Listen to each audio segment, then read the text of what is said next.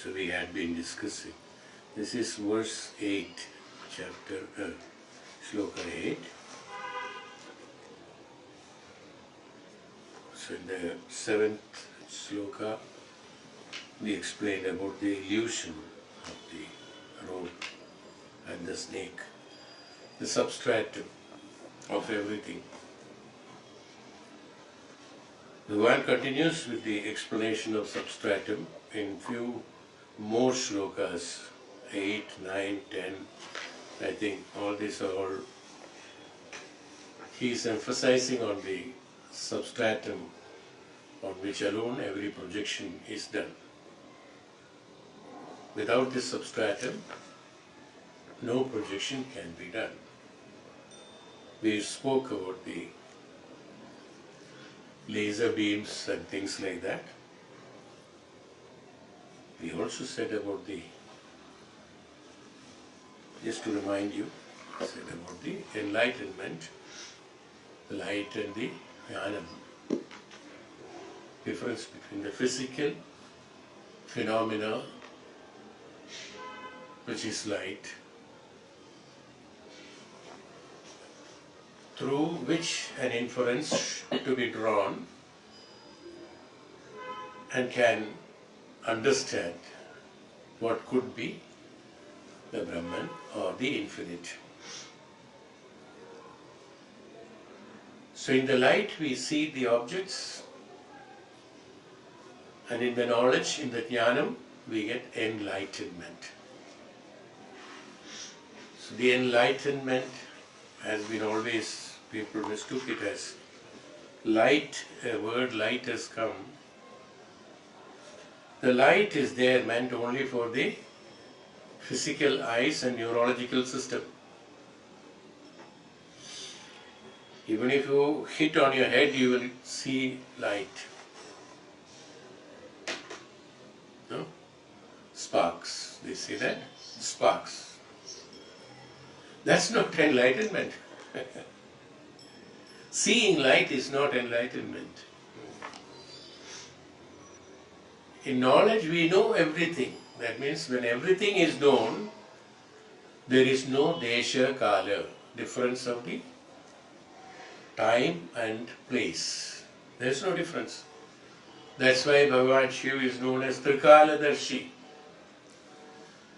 The kala of past, present and future or any other kalas are meant only for those who identify them as past, present and future.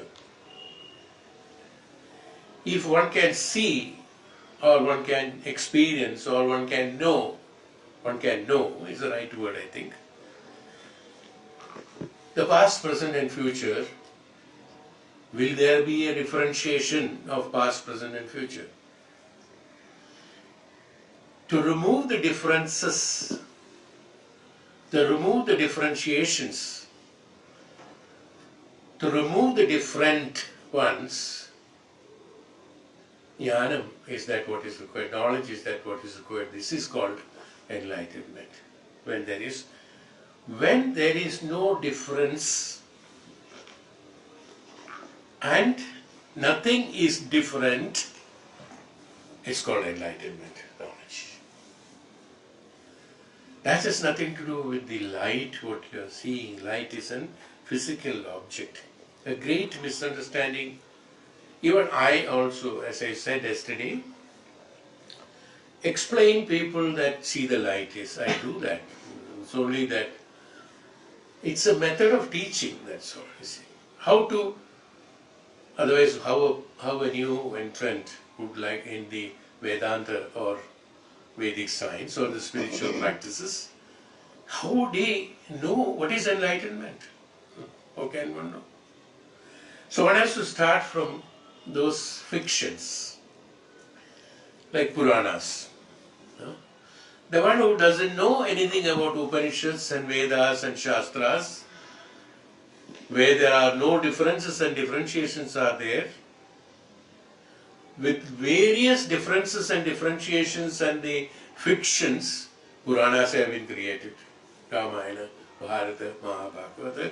In everything you will find there are a lot of we ourselves know that a lot of contradictions we will find, and we discuss on that. These contradictions have to be there. There is no other way in order to explain that, you see. When you have to explain something, a different language has been created from time to time, era to era, in order to explain things. See. Why? Because in order to ultimately understand what is the truth, what is the reality. So one should not take those things as facts. Factuals they are, not facts. In order to reach the fact, certain applications have been done is called factuals. And these factuals are the ones, or these examples or the similes are the ones which makes us, that's called inference, drawing an inference to identify a particular. Yesterday we spoke about the sea water and the ice, how we make one understand and things like that. That's called enlightenment. I just wanted to carry forward from the last class of the enlightenment. With the jnanam we get enlightenment. With the light we see the objects which are perceptions, which are of ours only, which are individual perceptions, the objects, that's all, the objective experiences. And that is called the light. And so this is how we started. How we started is that because of the superimposition of the snake on the rope. There has to be a substratum, otherwise a superimposition is not possible. There has to be a substratum, then only you can see an object. Today an object of the world, we call it as Jagat or Jagat. The object of the world is existing, it is because, for us, it is existing because there is a substratum on which it is projected. As we see, the screen and the movie, which is a substratum. The ones which are the objects or the externals is movable, charaha, which is temporary.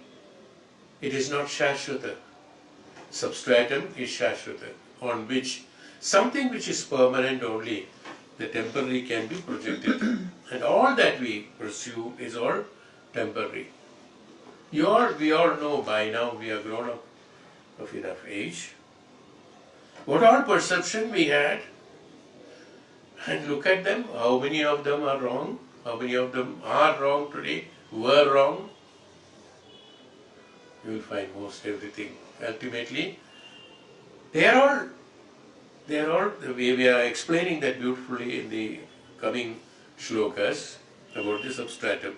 He has given great importance on substratum because Brahman is the substratum, is what ultimately comes to.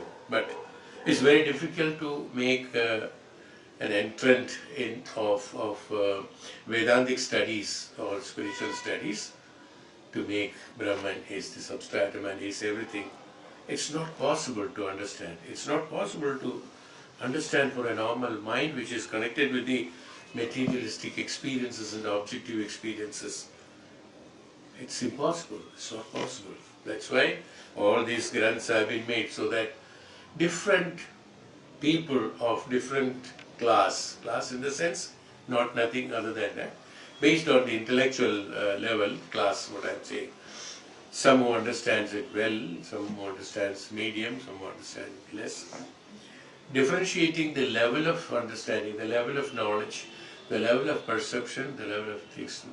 These various granths have been made so that everybody can be benefited out of it.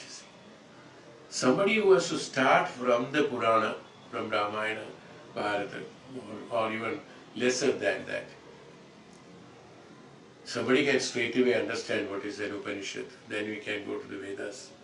Then one can understand that even Veda is also meant for making you experience something else. No, Veda is not ultimate. The ultimate is again you. The ultimate is again the truth, that which is a part of, which you are a part of that. So what we are, as Ramana Maharshi asked, what did he ask? Who am I?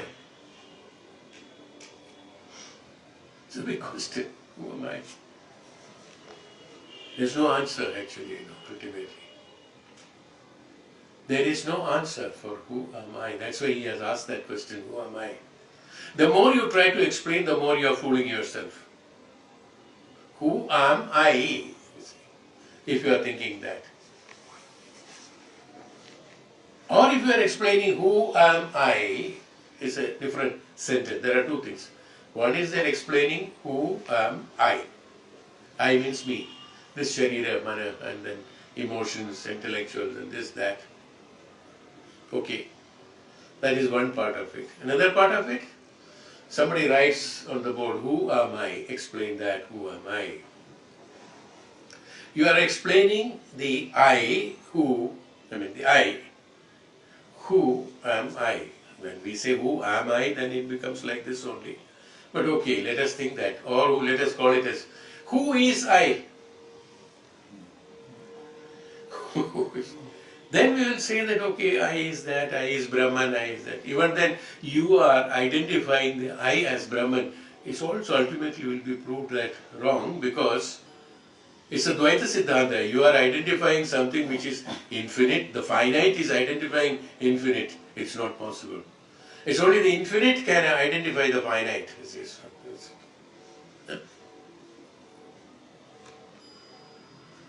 So, these are all methodology of teaching, that's all. So we should understand that. Nobody should come to a conclusion that with understanding a particular paragraph or a sentence or a granth, that this is ultimate or so, this is the fact, things like that. No, never-ending process. It's meant for the growth and then go on. So for that,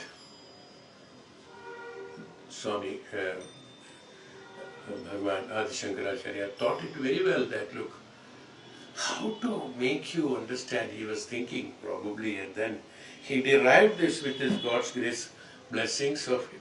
He said that first you understand what is the substratum of everything. So we started the substratum, even though the other 6 chapters or 6 slokas were different. We have already explained various things. So gradually we are growing towards, we have come to the initially we were talking about the objects, then we were talking about the manner, then we were talking about the practices, what is to be done, which are the practices, what are the differentiations, and what qualifications one should have in order to understand them. These were all 10. And also Swamiji has very well explained that we remind you now, since 7 chapters are over, so in between we have to remind this, that this study, that what we are making, this Vedantic study, is only for those who are really interested in this spiritual progress. So therefore you won't find any other explanations here. There is only Brahman and the details of the Brahman, creation and things like that. Whereas in other Upanishads, or Chandogya Upanishad especially, we started with the life form, birth, experience, then we gradually went into the spirituality, and then we went into the enlightenment process. There whole lot of explanations have been given, with various reasoning has been given, how even to lead one's life has been provided, that every detail has been provided. Whereas here we are discussing only the part of the absolute, how to identify the absolute. So you should not give any place for your lower consciousness thinking and discussions to be interfering with this higher understanding of the higher consciousness subject. When you then it will be an interference for that, plus you will lose the track of it, plus importance of it. That should not be connected. So there are certain questions should not come home. Even though certain examples have been given for that. So this is just reminding ourselves once in a while, including me. Okay. Verse 8 says that Upadane akhiladhare jaganti parameshware sargasthiti layan yanti udbudani vamarinim. Upadane akhiladhare, Budbudani Varini. Budbudani means the bubbles. The bubbles in the water. Upadanam is the material cause. Akhiladhanam is which is the support of everything. So, Upadane, Akhiladane.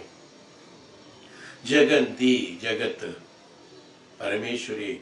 The whole cause and the effect for the purpose of identification of the Jagat is ultimately Parameshwari. Everything gets dissolved into the Parabrahman, that one. Srishti, Sthiti, Samhara. That's it. See? Upadhanam, Akhiladhanam. And Sarga, Sthiti, Layam. That's next. Sarga, Sthiti, Layanyanti.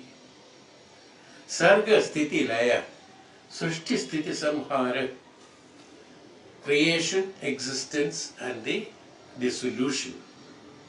Sarga, Sthiti, Layam. Everything that which is created, everything that we think or we see, we experience that is created will have a layam, will have to end. No? That which is created. So, any creation, we call it as creation. Anything that is whenever we call something as a creation, it has got a layam, it has got a dissolution also. It has to dissolve. So, if we call that world is a creation of the God, let us say, for the sake of discussion.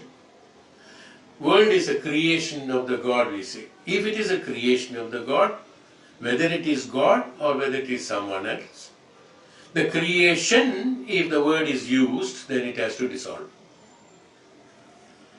It cannot be permanent. If it is created, it has to dissolve. So, creation. That is why Srishti, Sthiti, Samhara. Already they have told in the beginning in the Upanishad and the Vedas have already told this. Srishti, Sthiti, Samhara. Everybody talk about, whenever we talk about Srishti, we always talk about Srishti, Sthiti, Samhara. We never speak only about Srishti or about Sthiti or about Samhara alone. These three goes together. Is why we call it as three Devas, Brahma, Vishnu, Maheshwara. One is Srishti, Sthiti, Samhara. Who are these three? Dissolution into the Brahma, or the three, the representations of the Srishti and Sthiti and Samhara. They are not individuals, or they are not individually existing as they are, as we think. Well, personification has been done because we have to identify them. Because as I told you, teaching is necessary. For the brain, for the mind, which is not prepared to identify the higher consciousness, which is still living in the materialistic experiences, objective experiences, it has to understand through the objective experience, it has to understand the infinite. Through the finite, one has to understand the infinite. If we don't tell that there is water, one cannot understand what is called a wave. First one has to say that there is water. Then we can say in the water there can be waves. We cannot say waves. So he doesn't know where the wave comes from. Where is the wave? What is called a wave? And why it is called as a wave? The word wave, lahar, lahari, lahar. Laharate means what? That which is floating is called lahar. That which is floating. What can, where something can float? It can float only in the water or in the air. There can be waves in the air, there can be waves in the water. A substratum of the layer, the wave, has to be water or the air. In air also there are waves. Okay. So this substratum has to be understood first, then only the wave can be understood. That is why Bhagavan decided to make you understand from the base. So initially he told about the emotions, about the samskara, about the practices one to make so that one is disciplined. No? The three the requirements we have explained, I hope you remember about them. The three requirements, what is necessary for an individual to be understanding what we are speaking, these three necessities. I am not repeating that. Those three are, we have repeated number of times on that. These three are necessary. So everything you will find three devas now. As I said, that three devas. So three Srishti, Sthiti, Samhara. So Bhagavan said, Sarga Sthiti Layanyanti Budbudani Varini. In the water, like the Budbudis, like this one, like the bubbles.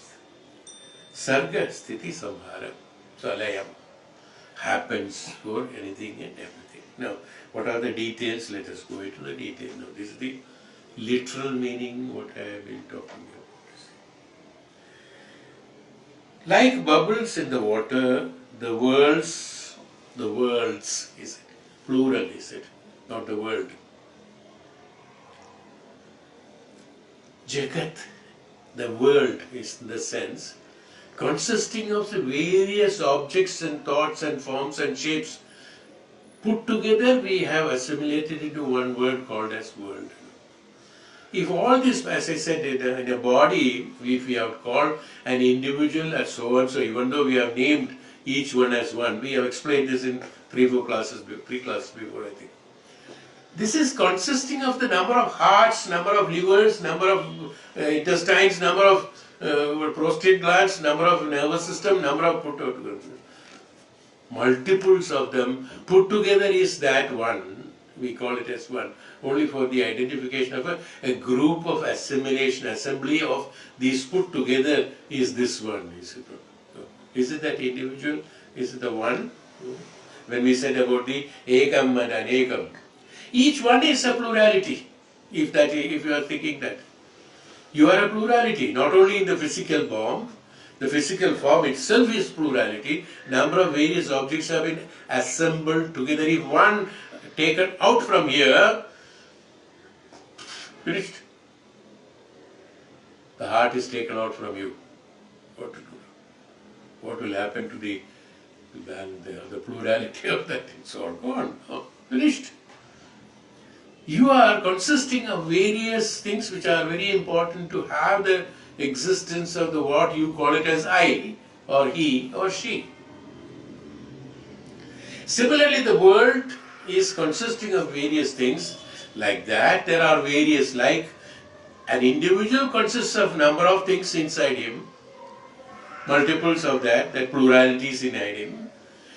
Like that, there are number of individuals of pluralities. Similarly, the world, one world complete of one plurality, number of worlds, number of pluralities. That's all. You understand now? Why did he use the plurality in world?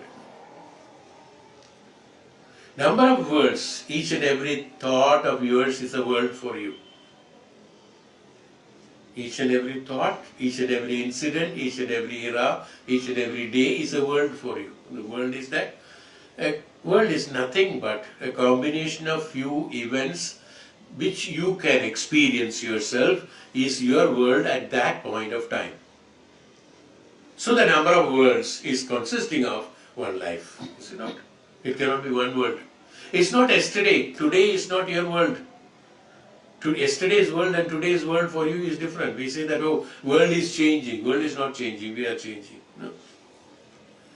Our perception of the world is changing. It's not the world is changing. If we are calling the world as an object, what is called a world? World is consisting of this object, that means, okay, there are changes. But is it that? So he says that, like the bubble in the water, the world rise, exist and dissolve. Rise, exist and dissolve. Sarga, sthiti, laya. Dissolve into the Supreme Self, that which is unknown to us there. Where it gets dissolved? Yeah?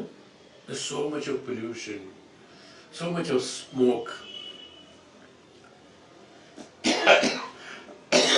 so many shabda, that words that we are speaking, these vibrations. Where does all this go and dissolve? There has to somewhere, no? From thousands of years, all these things are being dissolved. Where has it gone? Delhi had smog, then when the rain came, it all vanished and gone. It has been cleared. Where has it gone? Where is it gone? Similarly, where our thoughts have gone, yesterday's thoughts and today's thoughts, where our past and present and future is going or gone. Nothing knows. Where is it going? Where is it being accommodated? Is there a space required for that? Now imagine how many people are dying, how many people are thinking, how many our thoughts are being transmitted into the form of vibrations. How much of now what I am speaking, these words are no, it's got a vibration and it has to go somewhere and then dissolve, is it not? Where it is getting dissolved. Now imagine from thousands of years, thousands of life forms, thousands of events, thousands of pollutions, thousands of so many things were happening. Where has it got? That means so much to contain all these things at a point of time. You should have such a big vessel, such a big unit that it can absorb everything. Or there has to be a chemical which has to convert everything into a small capsule or something and throw it out. Something has to be there. Where is it going? Where is it going?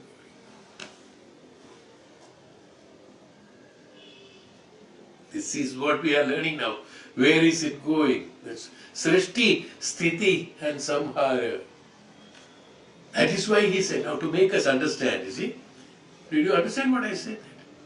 How many things we are throwing in the air? How many things we are throwing? I talked about intellectually that thoughts, forms and Shabda, Sparsha, Rasa, Rupa, Gandha. But objects also, so many things also we are throwing. Where is it going, all that? Where is all the smell, the bad smell, that which is arising from various places? So much of fragrance in the air, where it is getting, where is it going? Is it being stored? Somewhere it has to go. How is it getting dissolved?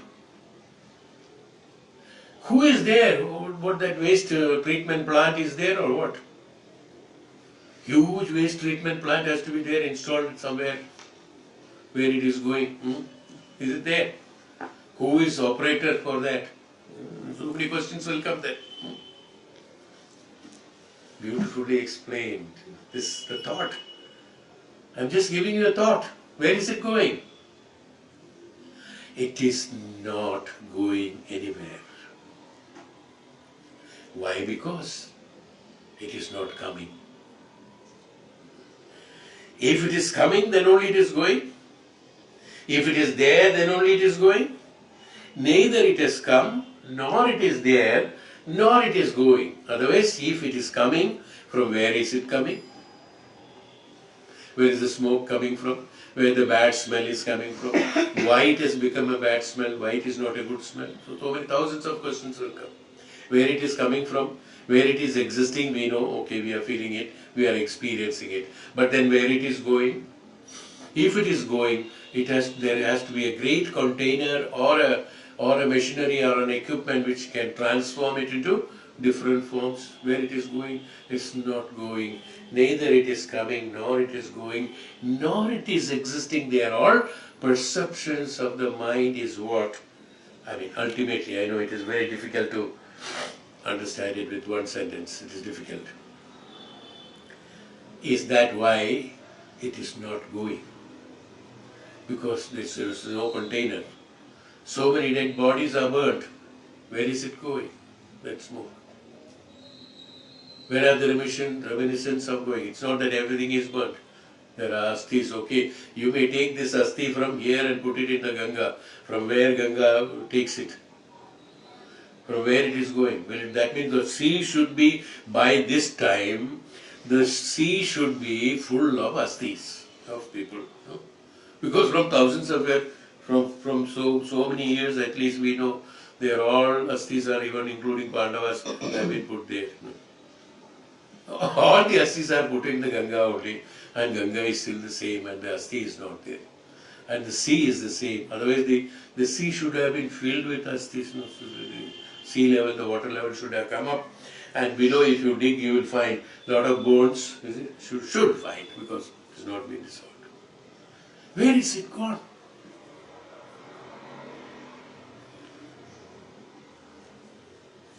Only if you ask where it is gone, then it's difficult, you won't understand. It has not come, not gone. The coming and going and existing is a perception of you, is what he is trying to explain us in so many shlokas. This is the basis of what we should understand. That means substratum, you understand? There has to be a substratum in which it has to have. That's why he said that Sarga Sthiti Laya. Sarga Sthiti Laya. That means rise, exist, and then dissolve. Rise means come. Uttishtado Jagrata, somebody has told in Uttishta. Instead of Sarga, they said this is Uttishta. Same thing. Sarga is also same. Sargam. So where it is coming from or where it is going is not known. Neither from where it has come. We don't know where it is going. So they are perceptions. So these are perceptions. From where these perceptions have come, that also has to be there. That we are explaining in the coming shlokas. We have to explain those things now. So everything cannot be taken today.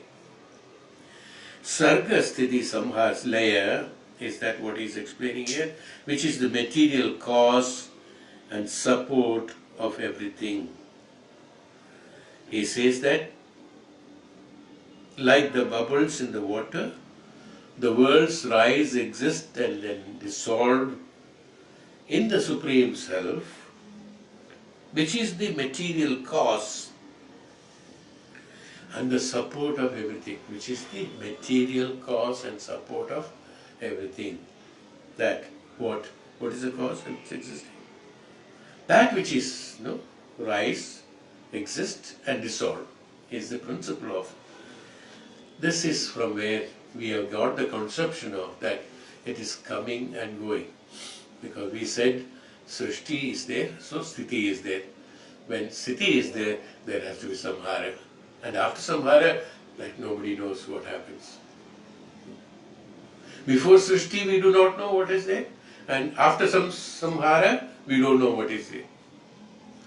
Neither before nor after we know. We know only the middle part of it, that is Srishti and Sthiti Samhara, from where it has come. So he says that beautifully.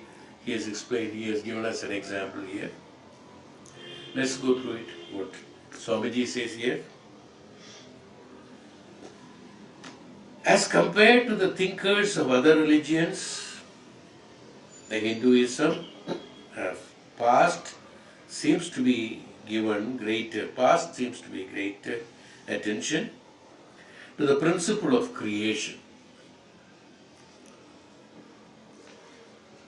We said the world, it's created by God. It's created by this or creation. Something said that creation has just come. Evolution has taken place. There are so many things. Maybe it was in some other planet. There was a, what is that? What do you call that? Meteorite, which falls from another planet. Maybe billions of years ago, something must have fallen. It was a hot metal and it has cooled down and it has become earth. There are so many explanations we had been reading. Probably you all must have read various explanations how the world has nothing of this. We had given an importance here in our Shastras. Very great importance has been given in the Hindu Shastras, especially about the creation. Why? Because the principle of creation has been given great importance. What? Because Srishti, we said. Because in every individual thinking also, there is a Srishti, Sthiti and Samhara. We have a thought.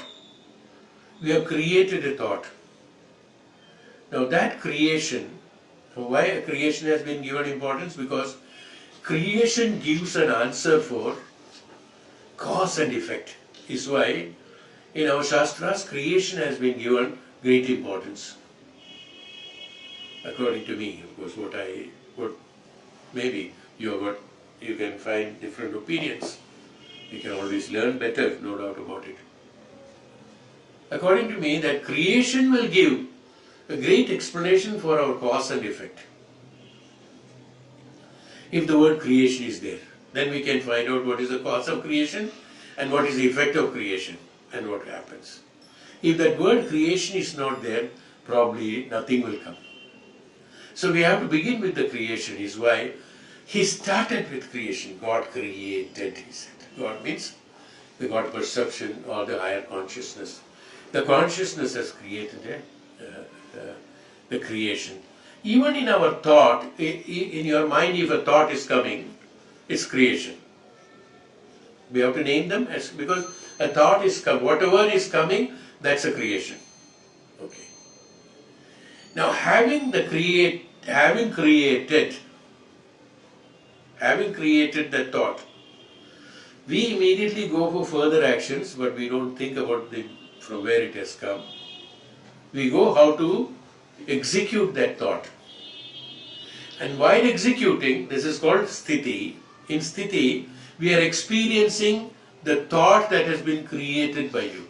That means you are experiencing the creation through an execution of karma is called sthiti or karma. So if the creation is there, then only a karma is there. The principle of life form is there. If there is a life form, then only a function is there.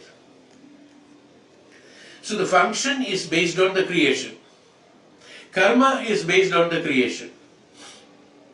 Execution of karma, how to execute that karma is also from the thought only, is also from the creation because you have created a thought. It's also from the creation.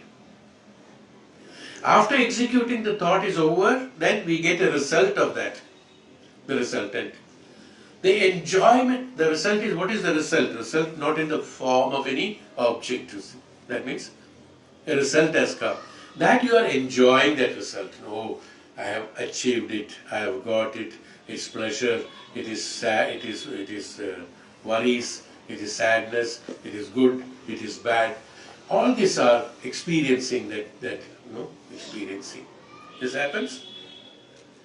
Where is it? This experience is being enjoyed by you, the one who has created the thought. So from the creation, Srishti, Sthiti, Samhara, where is it? Where is the enjoyment gone? The result of the karma, where is it gone? You have enjoyed it. Who has enjoyed it means what? Layam. Is why it's beautiful, it's very, very nice, it's excellent. That whenever we have an execution of karmas, that execution is over and the result is over. Bhagavad Gita said that you submit your results to me. Me in the sense, the aham. So you created, you executed, you enjoyed the result.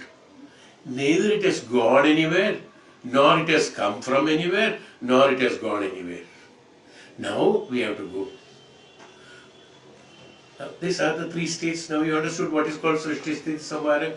The same thing in a larger scale you have to understand the creation of the world, existence of the world, and the dissolution of the world. So Vishwarupa Darshan. Yeah. That's a Rupa Darshan. Yes. That explains about the Srishti, Samhara. But that's only when we say that, no, we are understanding only physically. That is. Here, sitting here itself, I am telling you, you see the Vishwarupam. I told you now that you create a Srishti, you execute it, you enjoy that. The result of that Srishti is already dissolved into you. Where the Srishti has gone, where the Sthiti has gone, where the dissolution has taken place, where is it gone? Show me the result of yesterday's thought, result of your thoughts.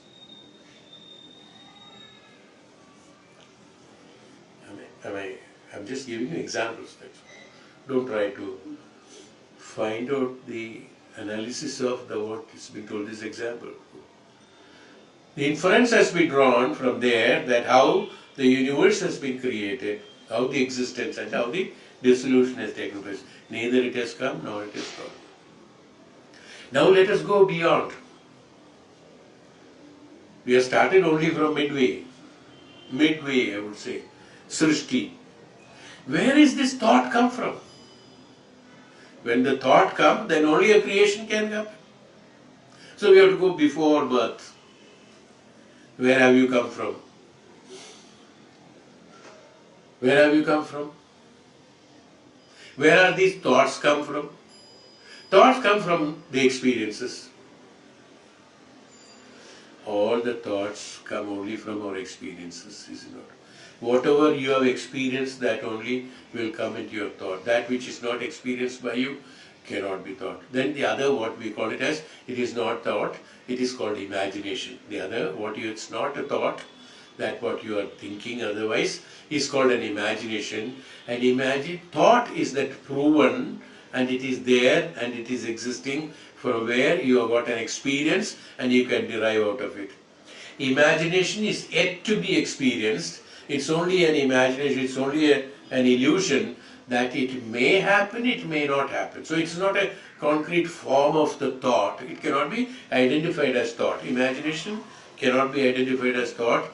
Imagination is that which can transform into thought at a later stage, whether it happens or not happens. An imagination.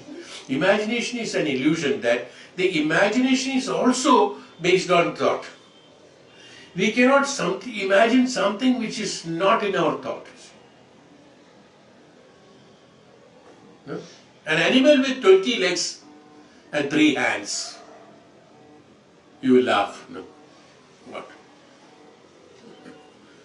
Why? If you can experience with 4 legs and 2 legs and things like that, why not 20 legs and 3 hands? That's an imagination, you see. It is not a thought. It has not come from anywhere. It's an imagination which, okay, it can be there. It may be there, it may not be there. But it will become a thought when you really see that, when you actually experience it. Even if you don't experience it, you expect to experience it, then also it will become a thought. Based on that, you can create a thought. The creation will come like that. So from where it has come? From the thought only the creation has come. So where is the thought come from? Thought has come from the experience. Now it's a vicious circle. Where is the experience come from? Where is the experience come from? From the karma. From where did the karma come from? From the Srishti. From the thought. Then again from the Karya Karana. No end.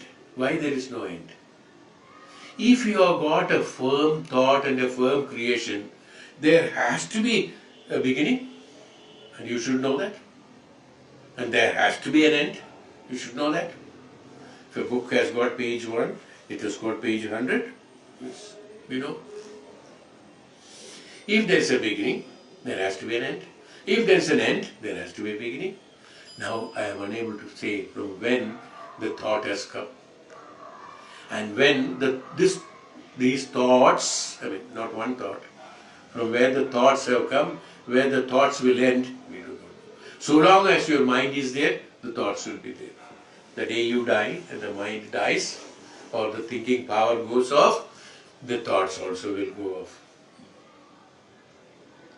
That means, if the mind dies, the thought goes off. That means thought is not a fact. Thought is not a fact. Thought is there because of the mind is there. If the mind had not been there, thought would not have been there. If the experience is there, thought is there. If the experience had not been there, thought would not have been there. Because if the thought is there, the experience is there, then the dissolution comes. So Bhagavan says, snake superimposed on the rope. If the rope is not there, snake is not there. The imagination yesterday, what we were talking about. The snake is there only because the rope was there, the substratum is there. Similarly, our thought is there because of the substratum of that unknown higher consciousness which is infinite, we call it as infinite, which is there from where this transformation, this trickling down of various forms and shapes of depending upon each individual's perception, this happens, then only these thoughts taken. The same thought we can change, modify it in a number of ways and means. You mold it in a various number of ways and means. The same thought, you prove it as wrong, you prove it as right, you prove it as something else, you prove it as good, you prove it as bad. The same thought. You can do anything you want. That means that which you can do anything from is a substratum. So he says that from the substratum only everything comes. This is how as I told you, you will not get a direct experience by telling this. You will not know from what is called the substratum of the Parabrahman. Even now, we cannot know. It has all come from the Brahman. It has all come from that highest consciousness. The consciousness in different forms and shapes depending upon the perception of each one, depending upon the intellect and intelligence and the experience of the physical experience of the Indriyas, this perception changes. If we do not have our body, or even in the body if the Indriyas are not there, our experiences are different. For a blind man, the experience of life is different. For a deaf, it's totally different. No? The one who doesn't have this Panchendriyas, the experience of that will be different because certain Indriyas are not there. That particular experience and the thought from that experience and the execution of experience from that thought and dissolution of that, the result or enjoyment of that will not be there. The one who cannot see, who is blind, he cannot execute a karma through his vision. Through his, vision means not the inner vision, by the seeing. We are doing so many things. And he cannot enjoy that from that particular Indriya, whatever we are enjoying, he cannot enjoy that through the seeing. By seeing, he cannot enjoy anything. He has to imagine that it will be like this. He is drawing an inference without seeing something, object. He is drawing an inference, okay, the human being means it will be like this. He will touch himself, okay, it has got a hand, it has got. So, he will see only this. He will touch his hand and his leg. He will think all the human beings are like my hand and my leg. He will not think somebody else got a different hand and different leg also. That's not possible. So, drawing through that inference only, he identifies another human being is also like me. He cannot directly experience it. Got it? We are like that.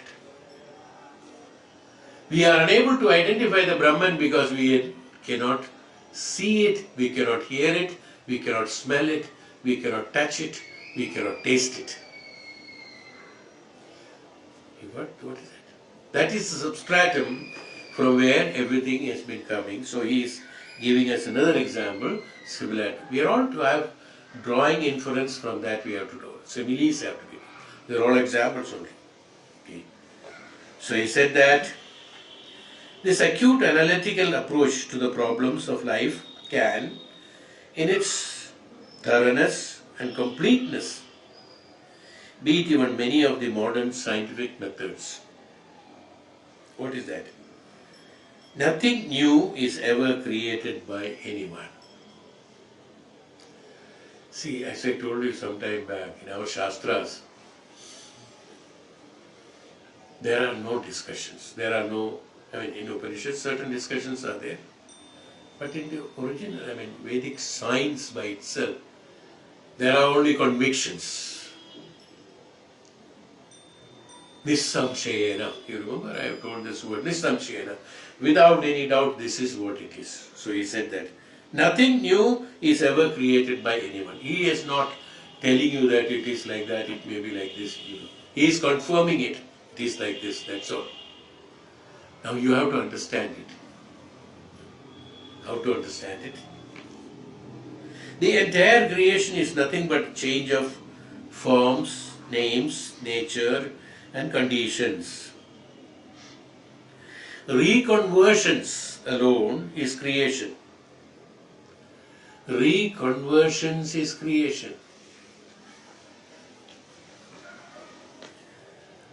The first is that the perception of the world or the creation, entire creation, the first thing, creation is change of forms, names, nature and conditions. Reconversions alone is the creation, I repeat. In thus creating a thing, three essential factors are necessary and together they are known as the cause. He is explaining the cause, that means I told you that from where the thought has come, where the karma has come, so the cause. For that we have to understand one thing. He has divided the creation into two. One is that the creation, that which is there, which has come, which is the difference of, which is the change of form, shape and name, nature, conditioning. These are the creation. Initially, basic has been decided. From that he said reconversion of these. What is that? Reconversion of form, reconversion of the name, reconversion of nature, reconversion of condition is called a creation. A great study has to be done on this. You remember a small example I used to talk, I think 20 years back or 30 years back. In our Reiki class probably we had been talking on that. The small example, same thing projected in a very simple way I have explained. As a story. Probably how many have taken this seriousness on that? Just a story to make them understand, like Panchatantra Gatha. Somebody said to the God came and then God and he was discussing.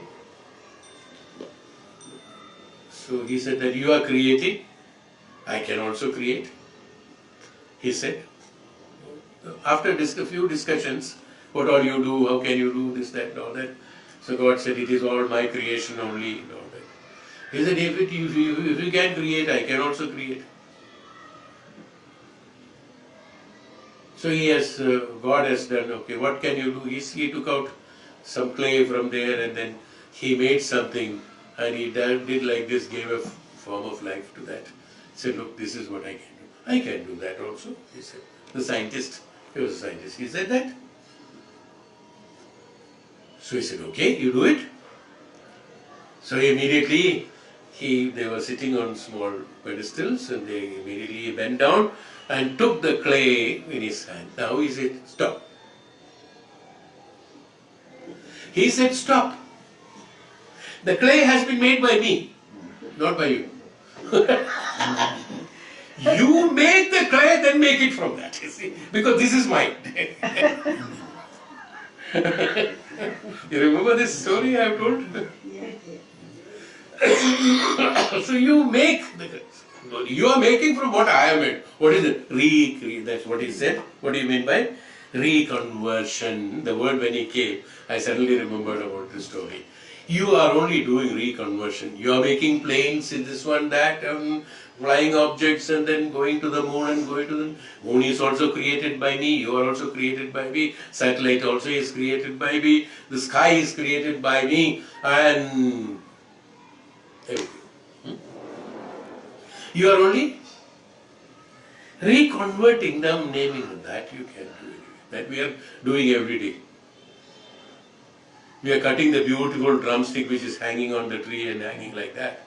We bring it down and make sambar out of it. We are recreating it from the tree to the stomach. Recreation. It's not. But you make your drumstick, then you are creating. I mean, something like that. A very simple thing to understand. So we find out stories like that, to make that. So what is that? This is square. This is what is called. Now we better understand reconversion. No. What is conversion? Next is reconversion. Everything that we are seeing and experiencing is reconversion, not conversions. Conversion is the basic, that which is existing. Everything has been created from the reconversion.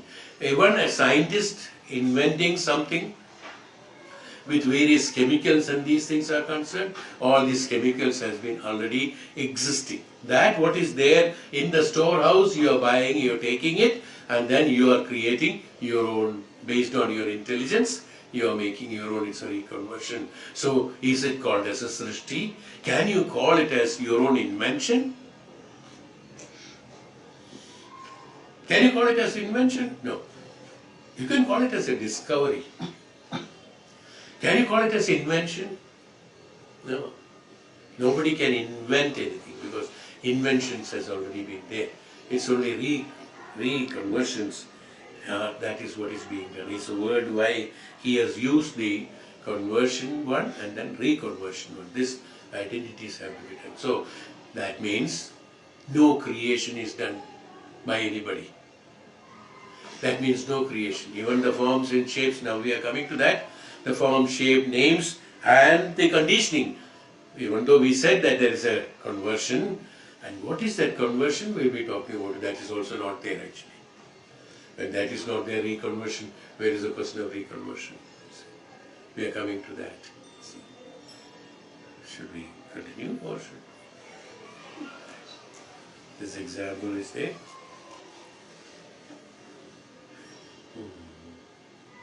So we said, I think it's a very long. The three essential factors put together will create the cause. What are the three, according to Swamiji? Three types of causes must come into play. One is called a material cause. The other is an efficient cause. He is converting them into the physical form or personification to identify by the people who are present in the materialistic world. One is known as a material cause, another is an efficient cause, and the third one is an instrumental cause.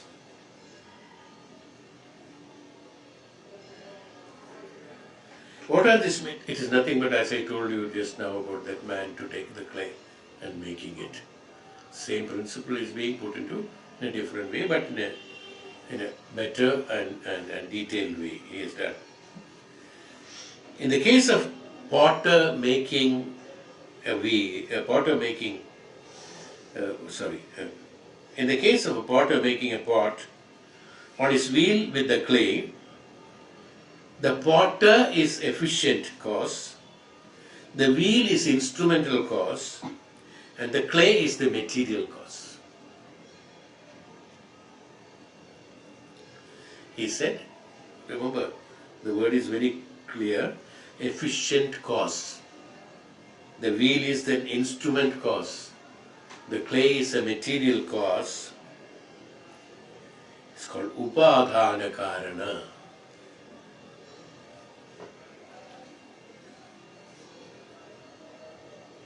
And the clay is the material cause. In all pot creation in the world, the potter is separate from the clay and the wheel. Is it not? The potter is separate.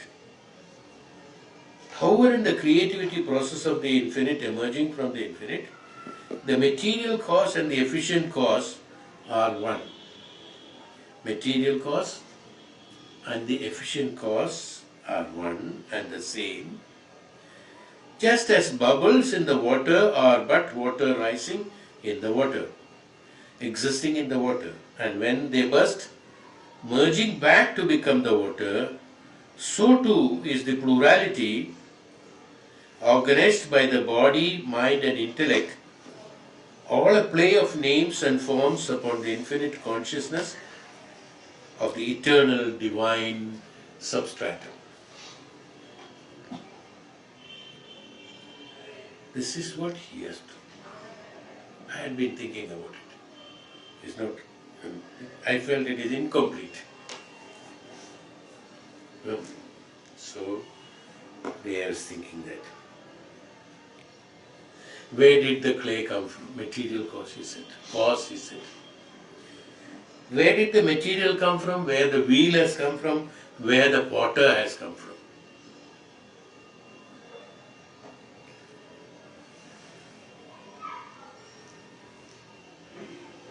So I was just writing down. All that we see in the world are all appearances of it. Even the man, even the potter is also, if I identify, he said that the potter, the material cause and the what is it? Efficient cause. Efficient cause and material cause is the one. Because clay and the potter, both are one only, from where it has come. It's only the instrumental cause that which has been created. It's because of the human being's effort that the instrument has been created. The potter's wheel has been created. Now the wheel also has been created from those raw materials or when you have to go back again. The three principles. That efficient cause, material cause and the instrument cause. Again you have to go. Even the wheel also has got all these three causes. So when we keep on going all of them, ultimately it will become one, the cause will be one, the clay.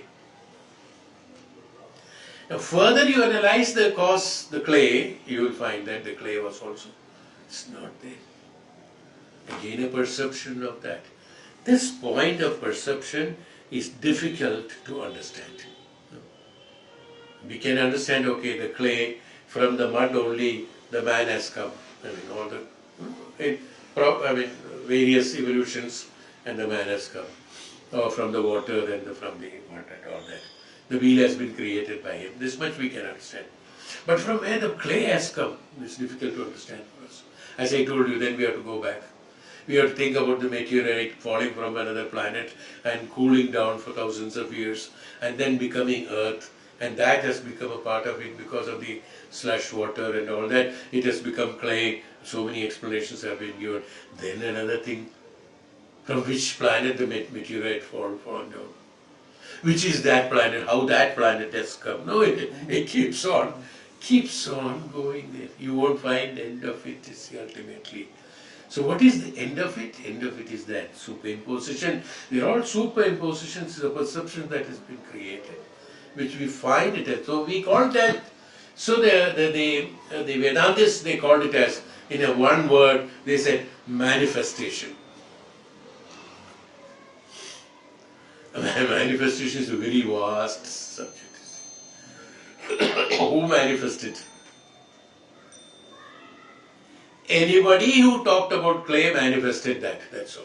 I manifested my clay, you manifested your clay, God has manifested his clay, and everybody's clay. So everybody's manifestation, is it not? Manifestation. It's not by one manifestation. So he, very intelligently, very cleverly, very nicely, he put a word called manifestation. Who manifested it? No.